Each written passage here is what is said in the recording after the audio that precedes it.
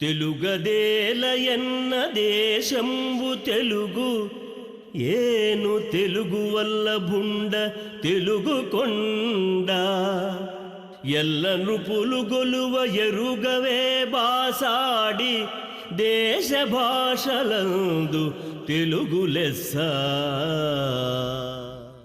అంటూ తెలుగు ప్రేమను వ్యక్తం చేసిన ఆత్మీయుడు శ్రీకృష్ణ దేవరాయలు.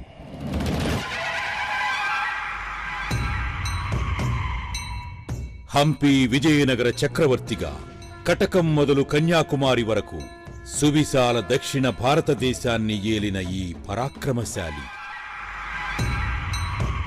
ఒక చేత్తో ఖడ్గచాలనం, మరో చేత్తో కళాస్వాదనం సల్పిన సవ్యసాచి, సాహితీ సమరాంగణ సార్వభౌముడిగా ఆంధ్ర భోజుడుగా ప్రశస్తి బడసిన గొప్ప చక్రవర్తి.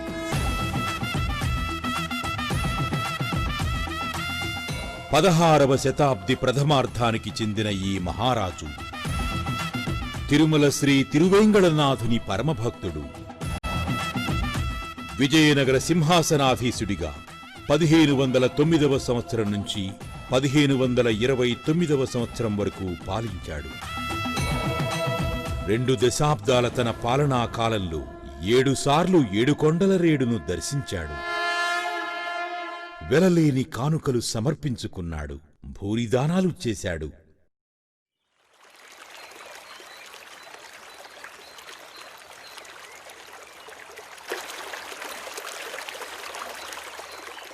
పరమపావన తుంగభద్రా నది, వాస్తవానికి తుంగా భద్ర అనే 2 నదులు కలిసి ఏకరూపు తీసుకుని తుంగభద్రా నదిగా పరిణమించాయి.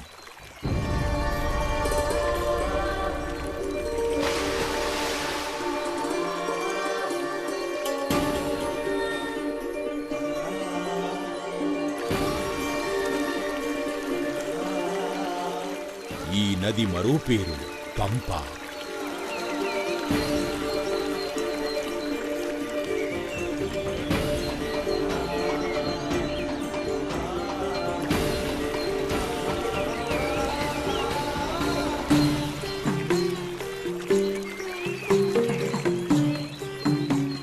పశ్చిమ కనుమలు సహ్యాద్రి కొండల్లో పుట్టిన ఈ జీవనది మహోన్నత నాగరికతలకు ఆలవాలం, మహత్తర కథనాలకు సాక్షీభూతం.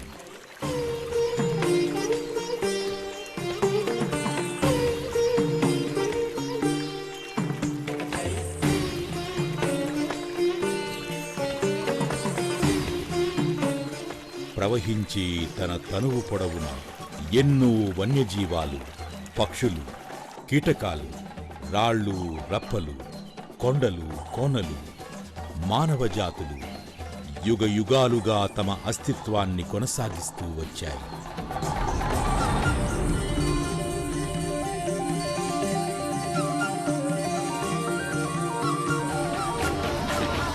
పురాణకాలంలో ఈ ప్రాంతం ఆదిమానవుల స్థావరం, తదనంతరం ఈ ప్రాంతం కిష్కింధ.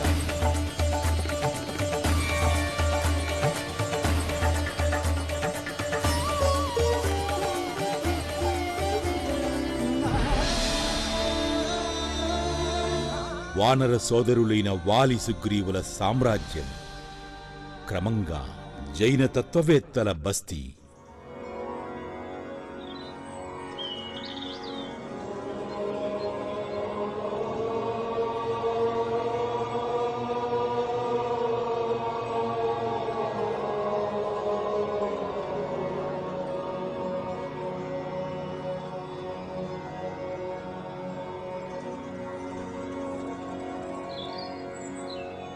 బౌద్ధుల ఆరామం, తాంత్రికుల సాధనాక్షేత్రం. అశోక చక్రవర్తి హయాంలో మౌర్య సామ్రాజ్యంలో అంతర్భాగం. 5-6 శతాబ్దాలలో బాదామి చాళుక్యులు, హొయసల చక్రవర్తులు, దేవగిరి యాదవరాజులు ఈ ప్రాంతంపై పట్టు నేర్పారు. అనిగొంది కంపిలీ ప్రభువుల పాలనా ప్రాభవం సైతం కొంతకాలం సాగింది.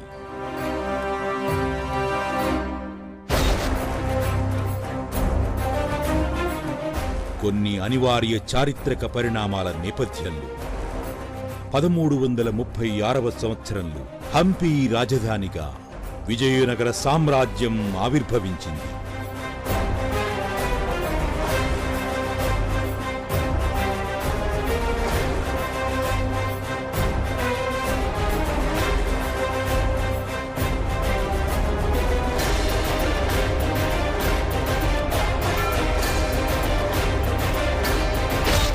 విజయనగరం అంటే సిటీ ఆఫ్ విక్టరీ,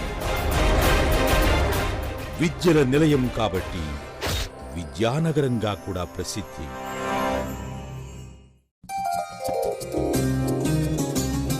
తపశ్శక్తి సంపన్నులు శృంగేరి పీఠానికి చెందిన శ్రీ విద్యారణ్య స్వామి ప్రోత్సాహంతో హరిహరరాయలు, బుక్కరాయలు అనే సాహస సోదరులు విజయనగరం సామ్రాజ్యానికి పునాదిరాళ్లు వేశారు. గొప్ప విద్యా కేంద్రంగా వెలసిల్లిన శృంగేరి పీఠం ఆర్షధర్మ ప్రధానమైన విజయనగర సామ్రాజ్యం ఊపిరిపోసుకోవడానికి తన వంతు కర్తవ్యాన్ని నిర్వర్తించింది.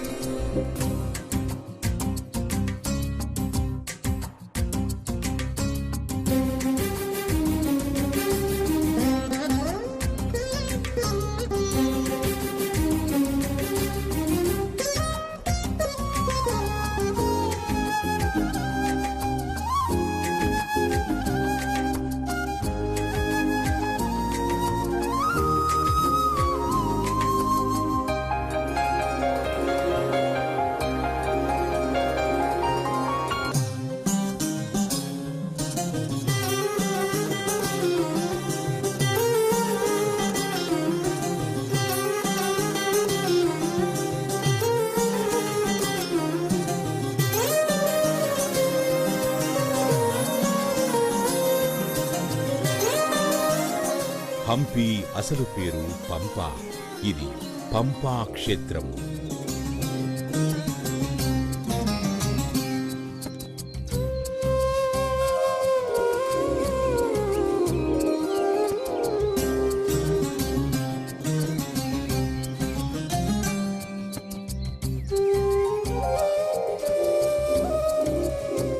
పంపా అమ్మవారిని పరమేశ్వరుడు వివాహమాడాడు.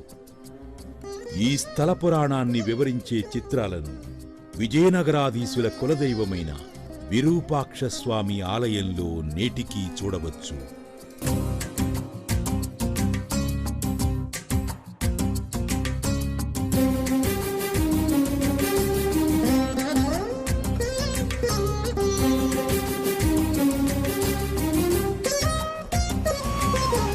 పవిత్రమైన స్వర్ణముఖీ నది, సువర్ణముఖరీ నదీ పురాణాన్ని అనుసరించి అగస్త్య మహర్షి తన తపశ్శక్తితో ఈ నదిని దివి నుంచి భువికి స్వర్గావరోహణం చేయించాడు. తూర్పు కనుమల్లు భాగమైన హేమనగము అనే కొండ సానువులను ఉరుసుకుని ప్రవహించినందున ఈ నది స్వర్ణముఖి అయిందని ఒక కథనం.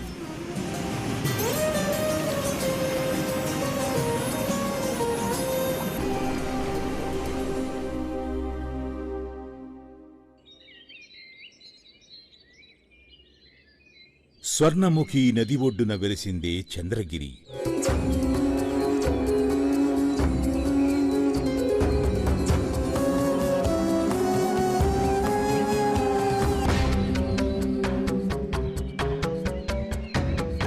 కలియుగ వైకుంఠంగా ఖ్యాతిగాంచిన తిరువేంగడం అనే తిరుమల పాదపీఠాన వినమ్రశీలియై అంజలి ఘటించింది చంద్రగిరి. శ్రీకృష్ణదేవరాయల కాలంలో పేర్కొన్న ముఖ్య రాజ్యాలలో చంద్రగిరి ఒకటి. ఘనగిర్యాఖ్య రాజ్యే చ గుత్తిరాజ్యే చ విశ్రుతే రాజ్యే కందనవోల రాజ్యే గండికోటస్థ లేపి చ సిద్ధవట్టారాఖ్యయో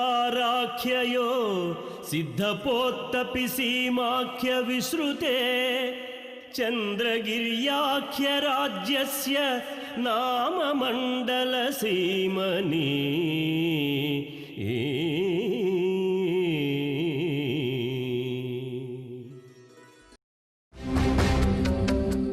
ఈ ప్రముఖ దుర్గం దుర్గదన్నాయకుడు తుళువ నరసనాయకుడు మీసరగండ కటారి సాళవ నృసింహరాయలు హంపి నృపతిగా విజయనగర యశో సామ్రాజ్యాన్ని ఏలుతున్నప్పుడు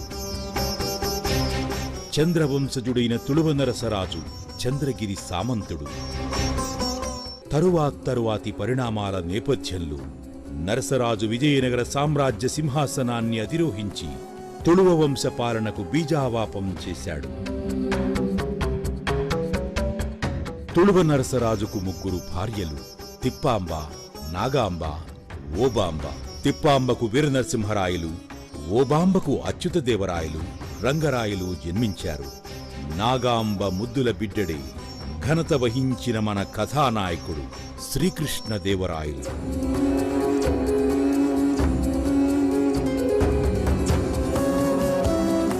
చిత్తూరు జిల్లా నారాయణవనం గుడిలో అచ్యుతదేవరాయలు వేయించిన శాసనం పై కథనాన్ని ధృవీకరిస్తోంది. కృష్ణరాయలు చిన్నతనం చంద్రగిరి ఒడిలో గడిచినందునే తిరుమల శ్రీ వెంకటేశ్వర స్వామి తన ఇష్టదైవంగా వెలుగొందడానికి దారితీసి ఉంటుందని కొందరు చారిత్రకుల భావన. శ్రీకాకుళాంధ్రదేవుని ఆనతిన తెలుగులో తాను స్వయంగా రచించిన కావ్యం ఆముక్తమాల్యద కృతిపతి శ్రీ వెంకటపతి. శ్రీకాకుళాంధ్ర మహావిష్ణుదేవుడు నేటి కృష్ణా జిల్లాలో కొలువై ఉన్నారు. కృష్ణరాయ నృపతి తన సార్వస్వత సంపద అయిన ఆముక్తమాల్యదను శ్రీ తిరువేంగళ స్వామికి అంకితమిచ్చాడు, ధన్యతనొందాడు. తెలుగు పంచమహాకావ్యాల్లో ఆముక్తమాల్యద ఒకటి. ఆముక్తమాల్యదకే విష్ణు చిత్తీయం అని నామాంతరం. కృష్ణదేవరాయల నోట అప్పాజీగా ఆప్యాయంగా పిలువబడ్డ సాళ్వ తిమ్మరసు సైతం చంద్రగిరివాసి నాటి అమాత్యశేఖరుడు చిట్టిగంగనామాత్యుని దగ్గర మంత్రాంగం నేర్చాడు తిమ్మరసు. తిమ్మరసు తమ్ముడు గోవిందనాయకుడు విజయనగర సేనాధిపతుల్లో ఒకరు. విజయనగర శరప్రధాని తిమ్మరసు ఒక దశలో శ్రీకృష్ణదేవరాయలను రక్షించి విజయనగర సామ్రాజ్యలక్ష్మిని చేపట్టేటట్లు చూశాడు.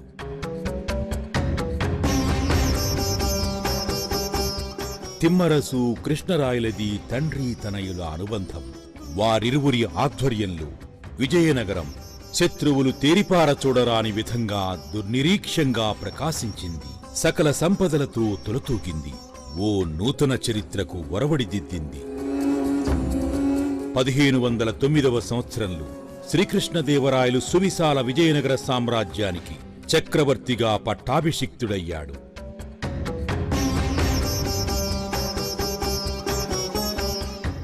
హంపి విరూపాక్ష ఆలయంలోని ఈ రంగమండపం దాపులని పట్టాభిషేక మహోత్సవం అంగరంగ వైభవంగా జరిగింది.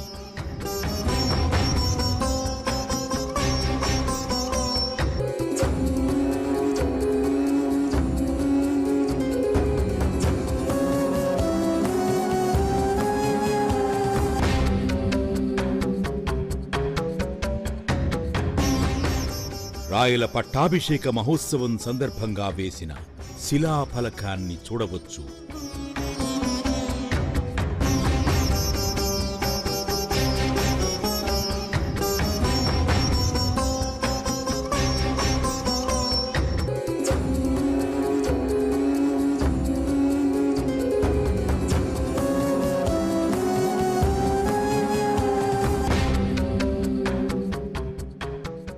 విజయనగరాన్ని పాలించిన రాజవంశాలు సంగమ, సాళువ, తుళువ, అరవీటి.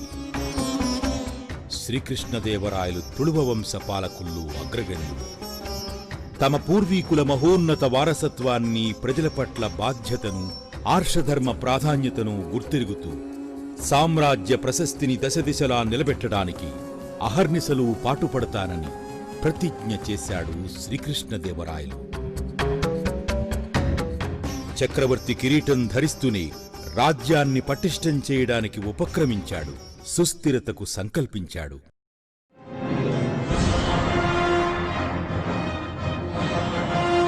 పక్కలో బల్లెల్లా తయారైన బహమనీ సుల్తానులను నిరోధించాడు, తిరుగుబాట్లను అణచివేశాడు. తన పూర్వీకుల హయాంలో పోగొట్టుకున్న రాజ్యాలను తిరిగి సంపాదించే క్రమంలో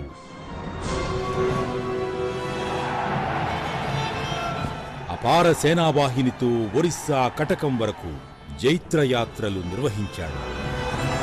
శక్తిశాలురైన గజపతులను ఓడించి కట్టడి చేశాడు. ఈ దిగ్విజయ యాత్రల నేపథ్యంలో చంద్రగిరి రాజ్యంలోని తన ఇలవేల్పు తిరుమల సప్తగిరీసుని సప్త పర్యాయాలు దర్శించుకున్నాడు శ్రీకృష్ణదేవరాయలు. ఈ మేరకు వేసిన పలు శాసనాలు నేటికీ అనేక విషయాలను మనకు తెలియజేస్తున్నాయి. అంగీరస పాల్గొన శుద్ధ పంచమి నాడు అంటే 1513వ సంవత్సరం ఫిబ్రవరి 10వ తేదీన తొలిసారిగా శ్రీ వెంకటేశ్వర స్వామిని దర్శించుకున్నారు రాయలవారు. అదే సంవత్సరం మే నెల 2వ తేదీన జూన్ 13న మరో 2 పర్యాయాలు వచ్చి ఆ పరాత్పరుణ్ణి సేవించుకున్నాడు. ఈ సందర్భంగా దక్షిణ కైలాసంగా ప్రసిద్ధిగాంచిన శ్రీకాళహస్తి క్షేత్రానికేగి శ్రీ జ్ఞానప్రసూనాంబ సమేత శ్రీ కాళహస్తీశ్వర స్వామిని కొలిచి అర్చించాడు.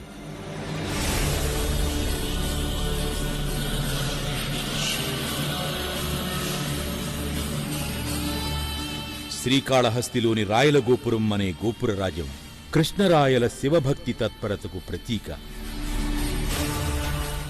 ఈ మధ్య కారణాంతరాల వల్ల కూలిపడిన గోపురం స్థాని కొత్త రాజగోపురాన్ని నిర్మించి నిలబెట్టారు.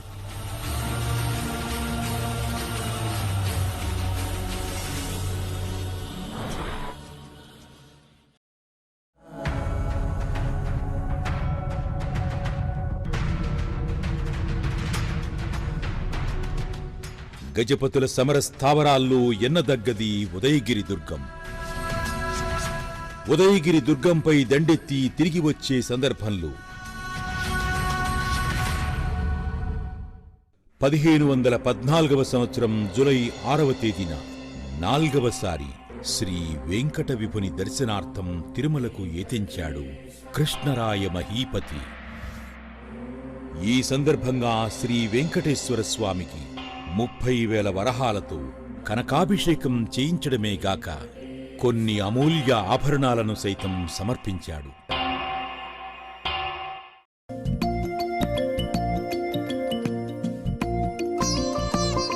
శ్రీ స్వామివారి నిత్య పూజల నిమిత్తం కొత్తపీనాటి సీమలోని తాళ్లపాక గ్రామాన్ని తిరుమల ఆలయానికి దానమొసగాడు.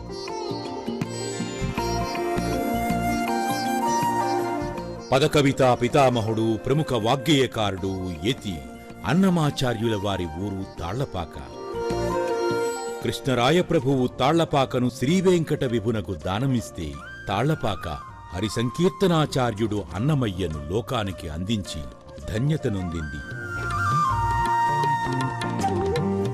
ఎప్పుడు తిరుమల యాత్రకు వచ్చినా చంద్రగిరి దుర్గంలో విడిది చేసి సోపాన మార్గం గుండా తిరుమల అధిరోహించేవాడు ఈ రాజాదిరాజు. 1517వ సంవత్సరం జనవరి 2వ తేదీన తిరుమల వచ్చినప్పుడు స్వామివారి గర్భగృహం మీద గల ఆనంద నిలయానికి బంగారు మలామా పూర్తయిన 5 వారాలకు అంటే 1518వ సంవత్సరం అక్టోబర్ 16న తన పట్టపురాణి తిరుమలాదేవితో సహా తిరుమల విచ్చేశారు. ఈ స్వర్ణతాపడ పనితో ఆనంద నిలయం అప్పటికి 4 సార్లు బంగారు సొగసులద్దుకున్నట్లయింది. తొలుత వీరనరసింహ యాదవరాయలు ఆనంద నిలయ విమానంపై కనక కలశాన్ని ప్రతిష్ఠించగా చంద్రగిరి దుర్గాధిపతి సాళువ మంగిదేవ మహారాజు, చంద్రగిరికి చెందిన మాధవదాసర్ లేదా మల్లన్న మంత్రి ఆనంద నిలయానికి పసిడి పనితనాన్ని తడుకులెత్తారు.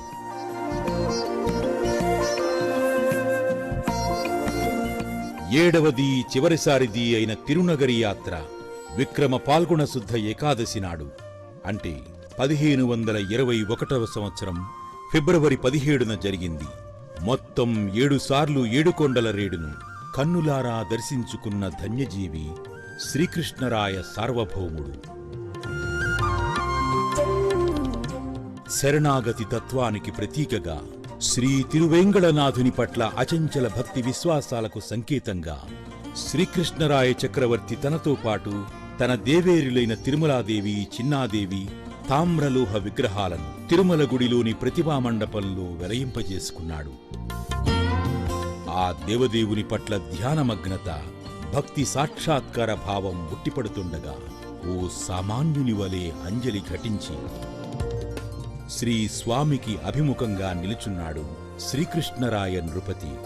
ఆ తరువాత అన్నగారి భక్తి వారసత్వానికి కొనసాగింపా అన్నట్లు విజయనగర చక్రవర్తి అచ్యుతదేవ మహారాయలు సైతం తన పట్టపురాణి వరదాజీ అమ్మతో కలిసి నమ్రతగా చేతులు జోడించి ఉండటం విశేషం. ఈ మేరకు శిలా విగ్రహాలను తిరుమల మహాద్వార గోపురం దాటుతూనే ఎడమ ప్రక్క చూడవచ్చు. అన్నవలే అటు సమర రంగంలోనూ ఇటు సాహిత్య కళారంగాల్లోనూ అందివేసిన చేయి అచ్యుతదేవరాయలు.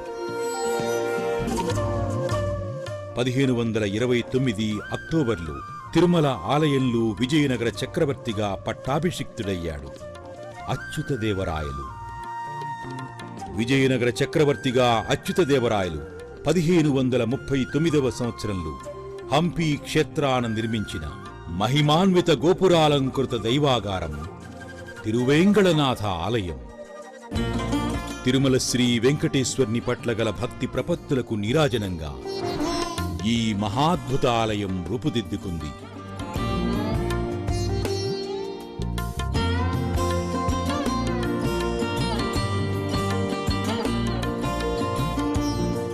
సమున్నత విజయనగర వాస్తు నిర్మాణ శిల్పశైలికి పట్టుకొమ్మ ఈ దేవళం.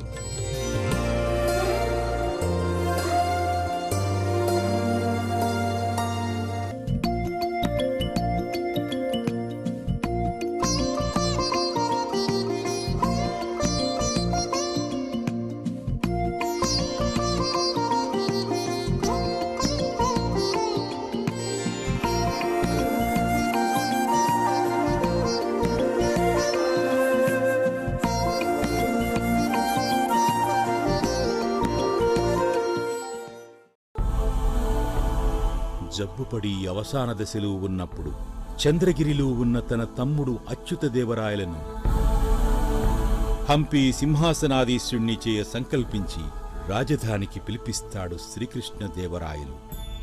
అచ్యుతదేవరాయలు తొలుత శ్రీ వెంకటేశ్వర స్వామి సన్నిధిలో తాను విజయనగర చక్రవర్తిగా 1529వ సంవత్సరం పట్టాభిషిక్తుడయ్యాడు. తిరుమల గుడిలో అందరికన్నా శ్రీకృష్ణదేవరాయల కాలం నాటి శాసనాల సంఖ్య ఎక్కువ. సుమారు 229 వరకు కనిపిస్తాయి ఈ శాసనాలు. అందున ఆయనతో ప్రత్యక్ష ప్రమేయం కలిగినవి సుమారు 50. అవి ప్రధానంగా తమిళ, తెలుగు, కన్నడ భాషల్లో ఉన్నాయి.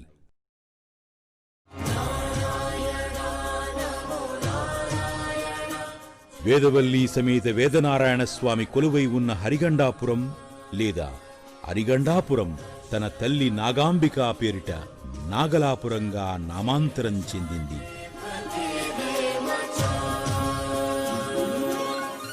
(1517లో శ్రీకృష్ణదేవరాయలు తమిళనాడులోని కుంభకోణం మహామఖ ఉత్సవానికి వెళుతూ మార్గమధ్యంలో వేదనారాయణ స్వామి ఆలయాన్ని సందర్శించాడు. గుడి ప్రాకారాల నిర్మాణానికి ఆదేశించాడు.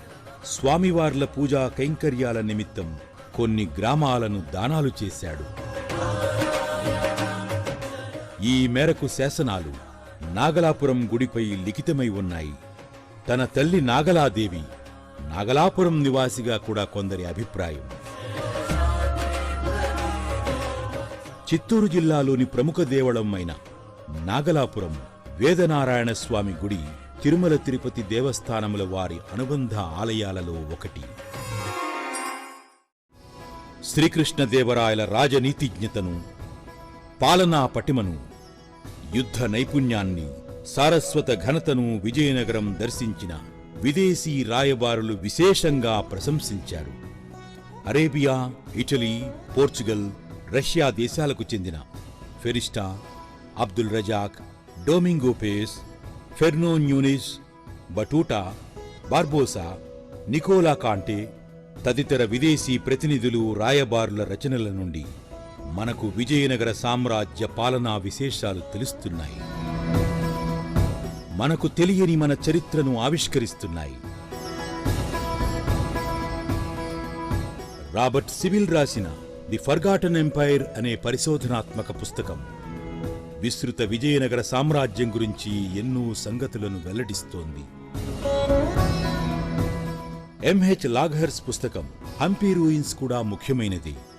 1520-22 సంవత్సరాల మధ్యకాలంలో హంపీని దర్శించిన డొమింగో పేస్ కృష్ణరాయల దినచర్య, రోజువారీ కసరత్తు, రణతంత్రం, పాలనా విధి విధానాలకు ప్రత్యక్ష సాక్షి. విశ్వనాథ నాయకుని స్థానాపతి రచించిన రాయవాచకం, కుమారధుర్జటి విరచిత కృష్ణరాయ విజయం గ్రంథాలు సైతం శ్రీకృష్ణరాయల వ్యక్తిత్వ, మూర్తిమత్వ, మేధో విశ్లేషణకు దోహదం చేస్తున్నాయి. శ్రీకృష్ణదేవరాయలు వైష్ణవ మతాలంబికుడు అయినప్పటికీ సర్వమతాలను ఆదరించేవాడు. తన రాజ్యంలో అనేక ఆలయాలను నిర్మించాడు. పుష్పగిరి, సింహాచలం, శ్రీశైలం, కంచి, తిరువణ్ణామలై, చిదంబరం మొదలైన అనేక పుణ్యస్థలాల్లో గుడి గోపురాలు, మండపాలు వెలయింపజేశాడు, దానాలు చేశాడు.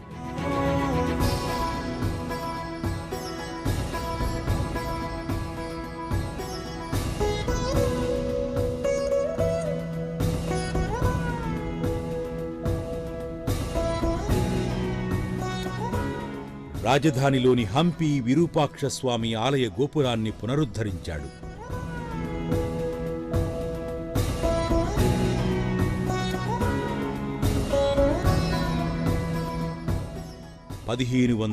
సంవత్సరంలో అంతర ప్రాకారంలోని తూర్పు గోపురాన్ని కట్టించడంతో పాటు అద్భుత శిల్పశోభకు ఆలవాలమైన రంగమండపాన్ని వెలయింపజేశాడు.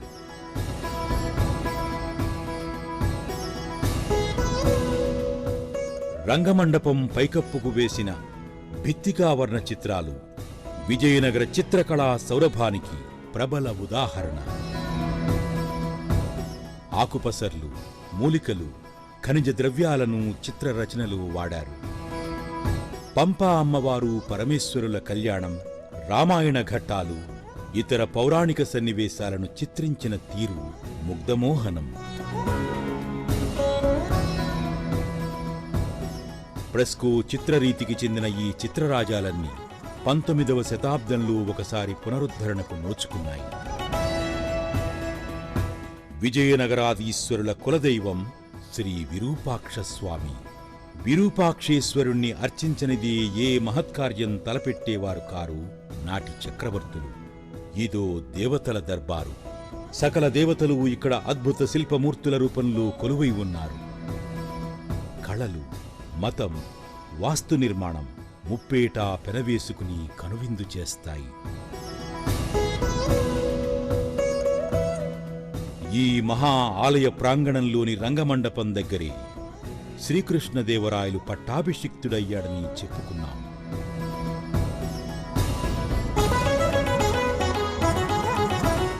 విరూపాక్షాలయం మరో పేరు పంపాపతి దేవళం.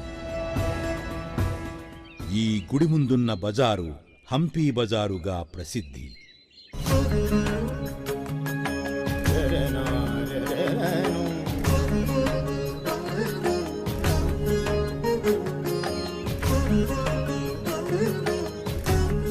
ఒకప్పుడు ముత్యాలు, రత్నాలు, రాసులు పోసి అమ్మింది ఇక్కడే.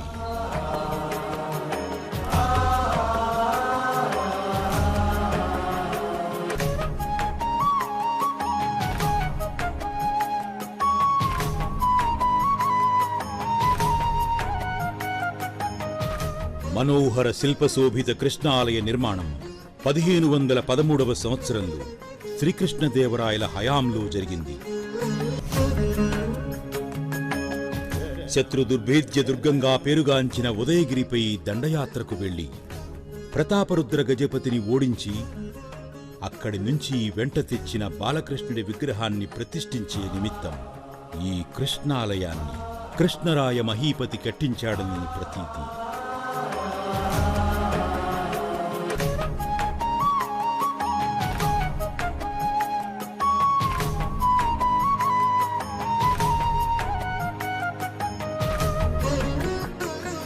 కృష్ణాలయం ఎదురుగా ఉన్న ఈ సువిశాల బజారు గొప్ప వర్తకేంద్రంగా వెలుగొందింది.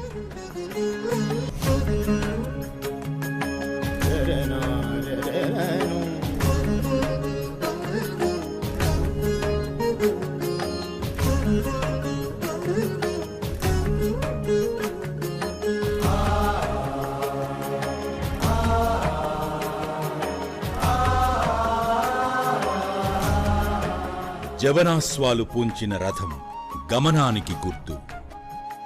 ఇక రాతిరథం నిలిచి ఉండే జగదేక సౌందర్య విఠలాలయం శిల్పకళా వైభవం వర్ణనాతీతం. విజయనగర పరిణిత వాస్తుశిల్పశైలికి తలమానికమైన విఠలాలయం లేక విజయ విఠలేశ్వరాలయం భువిపై వెలసిన స్వర్గం. అదో ధార్మిక దుర్గం. సువిశాల ఆవరణతో, శిల్పశోభిత మండపాలతో, అలంకృత మూర్తులతో, మతైక చిహ్నాలతో, సామాజిక అంశాలతో అలరారే విఠలాలయం నాటి విజయనగర సాంస్కృతిక వారసత్వ నిధి, కళల పెన్నిధి. విజయనగర సమ్రాట్ రెండవ దేవరాయల హయాంలో గుడి సముదాయం పని ప్రారంభమై అంచెలంచెలుగా కృష్ణదేవరాయల కాలానికి నిర్మాణం పూర్తి చేసుకుంది. అద్భుత శిల్ప పనితనంతో కూడిన దేవీ ఆలయం, కళ్యాణ మండపం, ఉత్సవ మండపం, 100 స్తంభాల మండపం, సభా మండపాలు మనల్ని కట్టిపడేస్తాయి. సప్త స్వరాలను ధ్వనించే శిలాస్తంభాలు ఆనాటి సంగీత కళాచేతనకు మకుటాయమానం.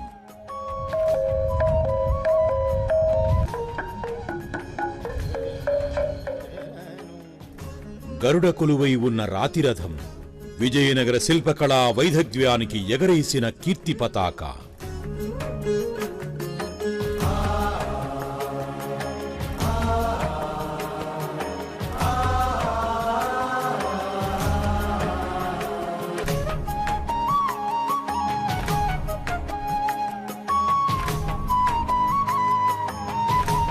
రాయల ప్రాంగణంలో మరో మహత్తర నిర్మాణం మహార్నవమి దిబ్బ లేక దసరా దిబ్బ.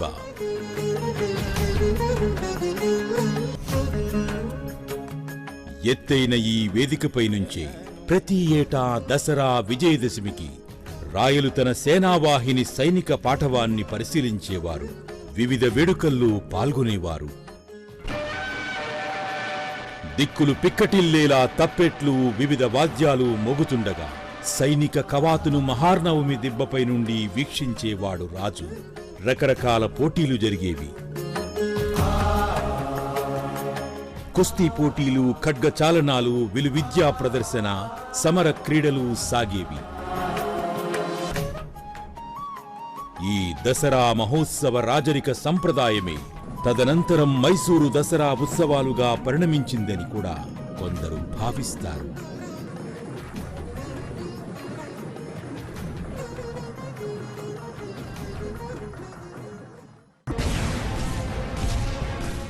మందుగుండు పేల్చడంలో విదేశీ సైనికులది అందవేసిన చేయి.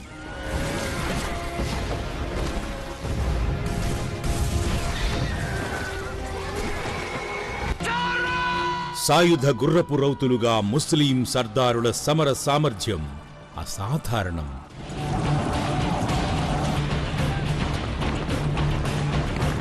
అరబ్ దేశాల నుంచి మేలుజాతి గుర్రాలను కొనుగోలు చేసి తమ సైన్యంలో అశ్వికదళ పాఠవాన్ని పెంచుకున్నాడు కృష్ణరాయలు.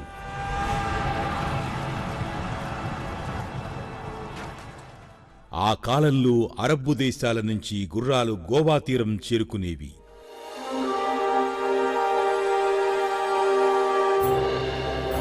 పోర్చుగీసు వారు విజయనగర రాజులకు గుర్రాలను అమ్మి అపారధనం ఆర్జించారు. ఈ వ్యాపార సన్నివేశాలను సైతం మన కళ్లకు కట్టారు నాటి శిల్పాచార్యులు. అత్యంత విశాలమైన ఈ ప్రాంగణంలోని ప్రభుత్వోద్యోగుల కార్యాలయాలు, అంగరక్షకుల ఆవాసాలు, స్నాన ఘట్టాలు, జలకుండాలు, కోనేర్లు, ఇతర అత్యవసర నిర్మాణాలు ఉన్నాయి.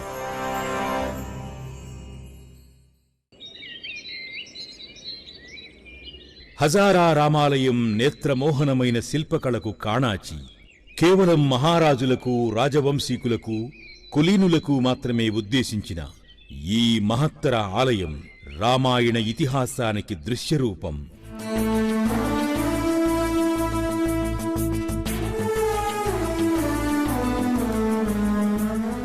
రమ్యమైన రామాయణ బొమ్మల పాఠ్యపుస్తకం. గుడిలోపలి గోడల నిండా రామాయణ సన్నివేశాలను, ఘట్టాలను మనోజ్ఞంగా చెక్కారు.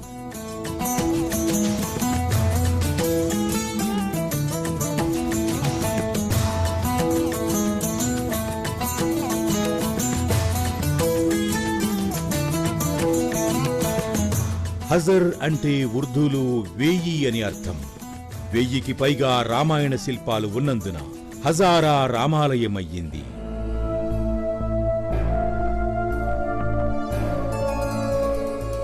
ప్రాకారం బయట కుడ్యాలపై గుర్రాలు, ఏనుగులు, లొట్టిపిట్టల దండును ప్రశంసాపూర్వకంగా పల్లవింపజేశారు. ఒక మాటలో చెప్పాలంటే అశ్వగజ శాస్త్రాలను ఆలయ భిత్తికలపై పొందుపరిచారు. రణతంత్రాన్ని గండరింపజేశారు.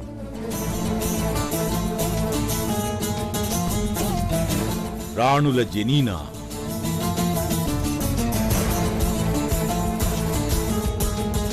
ముస్లిం ఇండో సార్సనిక్ వాస్తును ప్రతిబింబించే మనోహర పద్మమహల్,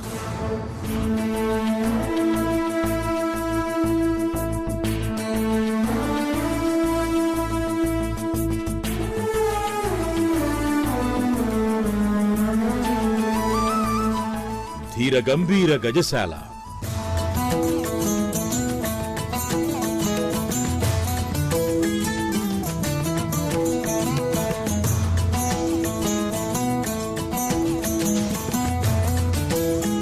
రాణుల స్నానశాల,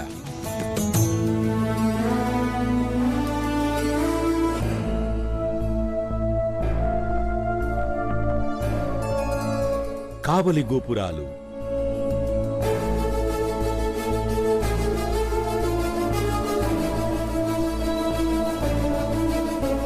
సువిశాల బజార్లు హంపీని అంతర్జాతీయ చరిత్ర పుటల్లోకి ఎత్తి నిలిపాయి.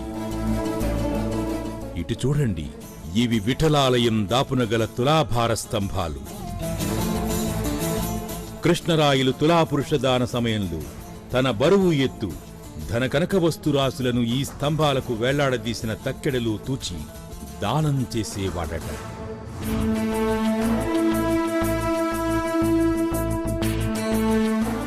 సుమారు 22 అడుగుల ఎత్తైన ఏకశిలలో మలిచిన లక్ష్మీ నరసింహస్వామి విగ్రహం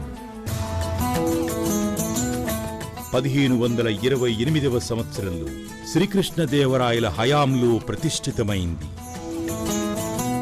మకర తోరణంతో కూడి 7 తలల ఆదిశేషుడి పడగలు నెత్తిన నీడపడుతుండగా లక్ష్మీ నరసింహస్వామి పద్మాసనంలో కూర్చుని ఉంటాడు. ఎడమ తొడపై ఉన్న లక్ష్మీదేవి విగ్రహాన్ని దుండగులు విరిచేశారు. శ్రీకృష్ణదేవరాయల పాలనలో చివరిదిగా చెప్పుకుని 1529వ సంవత్సరం ఏప్రిల్ 23 నాటి శాసనం ఈ నారసింహ విగ్రహం చెంత ఉంది.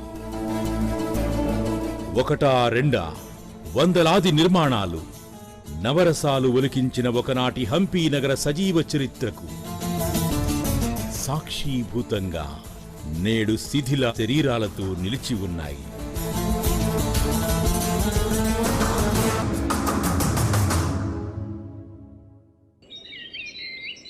5 శతాబ్దాల క్రితమే మహోన్నత నాగరిక సంస్కృతికి చిహ్నం హంపి.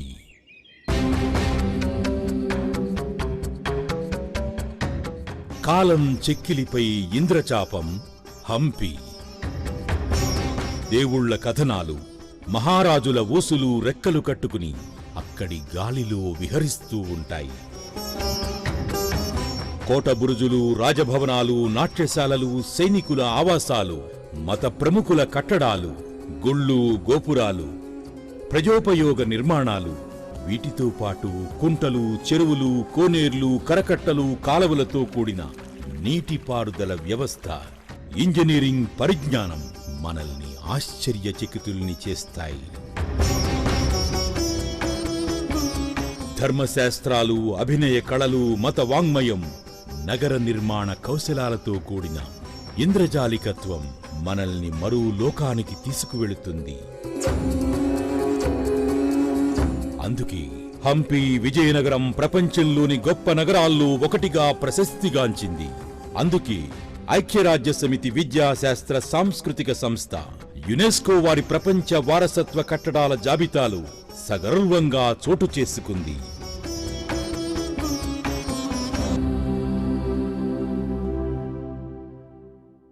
రాజవీధిలో తాను ఎదురుపడినప్పుడు చక్రవర్తి కృష్ణరాయలు సగౌరవంగా తన పట్టపుటేనుగుపైకి ఎక్కించుకునేవాడు. అడిగినంతనే చాలు ఎన్నో అగ్రహారాలు దానం చేసేవాడు. నేనెక్కిన పల్లకీని తానెత్తి మోశాడు. కవిగండ పెండేరాన్ని తొడిగాడు. అలాంటి మహోన్నతుడైన కృష్ణరాయలతో పాటు స్వర్గానికేగలేక ఈ కవి జీవోత్సవంగా పడి ఉన్నాడు అంటూ వాపోయాడు పెద్దన కవి. ఎదురైనచో తన మదకరీంద్రముడిగ్గి కేలూతయొసగి ఎక్కించుకొనియే మను చరిత్రం బందుకొను వేళ పురమేగ పల్లకి తనకేల పట్టి ఎత్తే గోకట గ్రామాజ్యానేక అగ్రహారంబులడిగిన సీమలయందు నిచ్చే బిరుదైన కవిగండ పెండేరమున కీవె తగుదని తానే పాదమున తొడిగే ఆంధ్ర కవితా పితామహ అల్లసాని పెద్దన కవీంద్రయని నన్ను పిలుచునట్టి కృష్ణరాయలతో దివికేగలేక బ్రతికియున్నాడ జీవచ్చవం వనగుచు.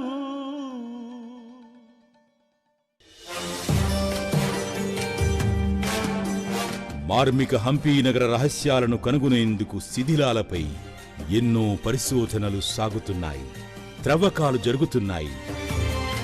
ప్రతిష్టాత్మక archaeological survey of India, Karnataka రాష్ట్ర ఆర్కియాలజీ మ్యూజియంస్ విభాగముల వారు, Indira Gandhi national centre for arts Delhi వారు, భారత అంతరిక్ష పరిశోధనా సంస్థ ఇస్రో, కొన్ని ప్రసిద్ధ విశ్వవిద్యాలయాల వారు వివిధ రూపాల్లో పరిశోధనలకు పూనుకుంటూ ఎన్నో సంగతులను వెలుగులోకి తెస్తున్నారు. ఇదే కోవలో 1981వ సంవత్సరం నుంచి విజయనగర రీసెర్చ్ ప్రాజెక్టు పేరిట చెప్పుకోదగ్గ ఓ పరిశోధనా యంత్రాంగం పనిచేస్తోంది. ఈ ప్రాజెక్టులో అంతర్జాతీయ స్థాయి చరిత్రకారులు, నృశాస్త్రవేత్తలు, వాస్తు నిపుణులు, ఇంజనీరింగ్ ప్రతిభావంతులు, ఇతర ప్రభుత్వ అధీకృత విభాగాల సమన్వయంతో కలిసి పనిచేస్తున్నారు. తమ పరిశోధనల్లో భాగంగా ఎన్నో విశేషాలను వెలికి తెచ్చేందుకు కృషి చేస్తున్నారు. ఈ రీసెర్చ్ ప్రాజెక్టుకు ఆధ్వర్యం వహిస్తున్న వారిలో John M Fritz, George Michell ముఖ్యులు. John M Fritz Philadelphia, Pennsylvania university archaeology విభాగ అసోసియేట్ ప్రొఫెసర్. జార్జ్ మిచెల్ ఓ ఆర్కిటెక్ట్, భారతీయ ఆర్కియాలజీలో డాక్టరేట్, భారతదేశంలోని అనేక చారిత్రక నిర్మాణాలపై పలు పరిశోధనలు చేసి ప్రామాణిక పుస్తకాలు ప్రచురించిన ప్రజ్ఞాశాలి. పరిశోధనలు, త్రవ్వకాల ద్వారా లభ్యమైన సమాచారాన్ని ప్రజలకు నివేదించడం బాధ్యతగా ఆయా సంస్థలు పనిచేస్తున్నాయి. ఈ మేరకు మ్యూజియంలు, పుస్తకాలు, పరిశోధనా పత్రాలు, బ్రోచర్లు, ఇంటర్నెట్లో వెబ్ పేజీలలో మనకు బోలెడంత సమాచారం లభ్యమవుతోంది. హంపి సమీపంలోని Kamalapuram archaeological survey of India వారి వస్తు సంగ్రహాలయం విజయనగరం కాలం నాటి ఎన్నో వస్తువులు, విగ్రహాలు, చారిత్రకాంశాలకు నెలవు.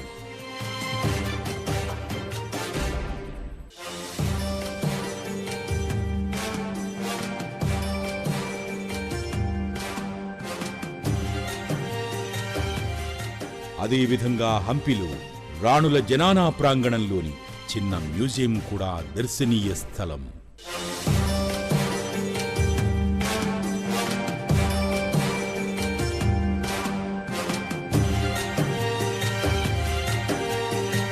గజశాలకు ఓ ప్రక్కన ఉన్న సైనికుల ఆవాసంలో కూడా కొన్ని శిల్పాలను ప్రదర్శనకు ఉంచారు. కైఫియత్తులుగా పిలిచే దండెకవిలేలు, అనేక స్థానిక చరిత్రల సేకరణలు మనకు సుపరిచితులైన ప్రఖ్యాత బ్రిటిష్ అధికారి కెప్టెన్ కాలిన్ మెకంజీ హంపి విజయనగరం పట్ల ప్రత్యేక శ్రద్ధ పెట్టారు. ఫోటోగ్రఫీ లేని కాలంలో హంపిలోని ప్రముఖ కట్టడాలను భారతీయ చిత్రకారుల వద్ద వర్ణ చిత్రాల రూపంలో వేయించారు. 1799వ సంవత్సరం నాటి ఈ పెయింటింగ్స్ నాటి చిత్రకళా వారసత్వానికి నీరాజనం.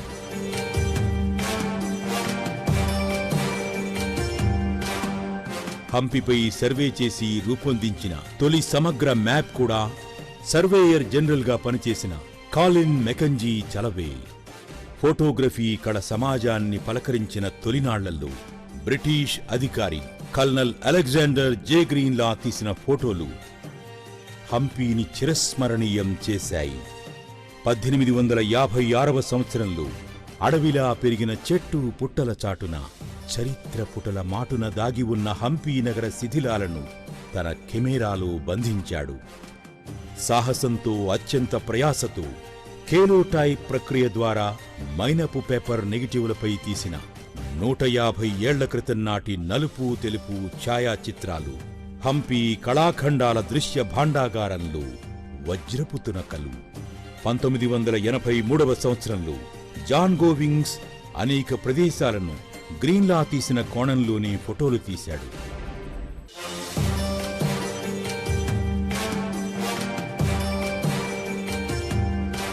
ఇలా ఎందరెందరో పరిశోధకులు, ఔత్సాహికులు, కళాకారులు హంపి మహాసామ్రాజ్య స్మృతి చిహ్నాల పునరుజ్జీవనానికి తమ వంతు కృషి చేస్తున్నారు. నేటి ఆధునిక సమాజం అబ్బురపడే అనేకానేక సంగతులను ఆవిష్కరిస్తున్నారు.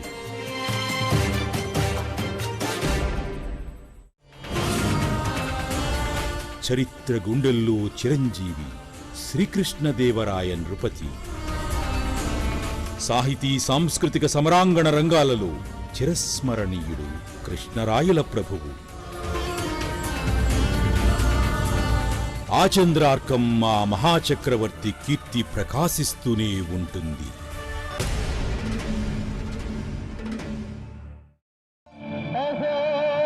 ఆంధ్రభోజ శ్రీకృష్ణదేవరాయ విజయనగర సామ్రాజ్య నిర్మాణ తేజో విరాజ. ఈ శిథిలాలలో చిరంజీవివైనావయ.